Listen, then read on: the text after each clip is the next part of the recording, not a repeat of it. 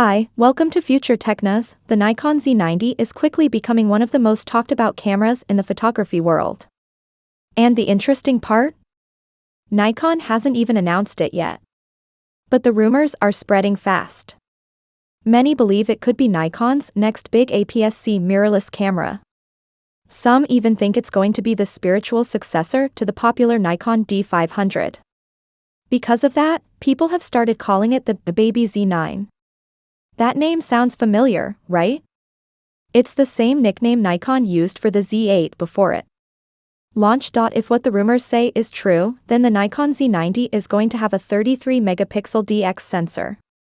That would make it a direct competitor to the Canon EOS R7. Nikon has already done well in the full-frame mirrorless market, especially with cameras like the Z8 and Z9. But in the APS-C category, Nikon doesn't have many options. So far, they've only released entry-level and mid-range models like the Z50 and ZFC. That's why the Z90 could fill an important gap. It would be the first high-performance crop sensor camera from Nikon, which could be great for sports and wildlife photographers. Those photographers often prefer APS-C cameras because of the extra reach they offered. A 33-megapixel sensor would make the Z90 one of the most powerful APS-C cameras Nikon has ever made.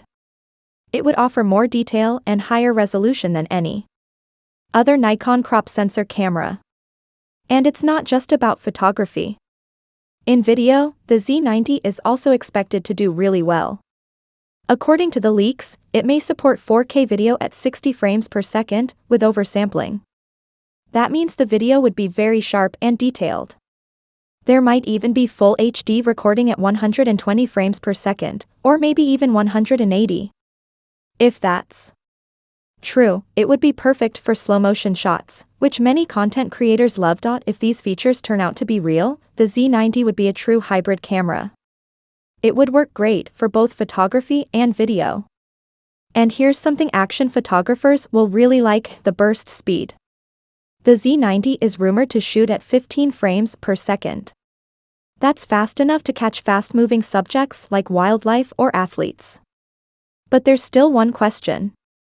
Is that 15 frames per second only with the mechanical shutter? Or does it include the electronic shutter as well? That part is still unclear. If Nikon can match the Canon R7's 30 frames per second electronic burst, it would be a big win. There's another exciting feature people are talking about: in-body image stabilization. The Z90 might offer up to 6 stops of stabilization. That's something the Canon R7 doesn't have. If Nikon includes it, the Z90 would have a big advantage. Image stabilization helps a lot when shooting handheld, especially in low light. So, for photographers out in the field, it could be a game changer. Another detail in the leaks is the screen. The Z90 may have a 3.2-inch tilting touchscreen. But it's not clear if the screen will fully flip out, or if it will just tilt. A tilting screen is good for photography, especially when shooting from low or high angles. But vloggers and video creators usually prefer a fully articulating screen.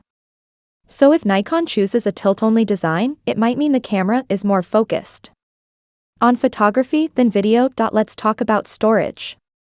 The Z90 is expected to have dual card slots. One for CF Express Type B cards and one for regular SD cards. That's a nice combination of speed and flexibility. It gives users the choice to use fast cards for serious work and SD cards for everyday use. There's also talk about whether the Z90 will have a stacked sensor. Stacked sensors allow for faster readout, which helps reduce rolling shutter and improves burst shooting.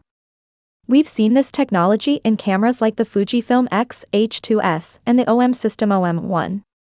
But the Canon R7 doesn't use a stacked sensor, and Nikon might skip it too to keep the cost down. Right now, the Canon EOS R7 is the top choice in the enthusiast level APS-C mirrorless market. It has a 32.5-megapixel sensor, fast burst shooting, and a very good autofocus system.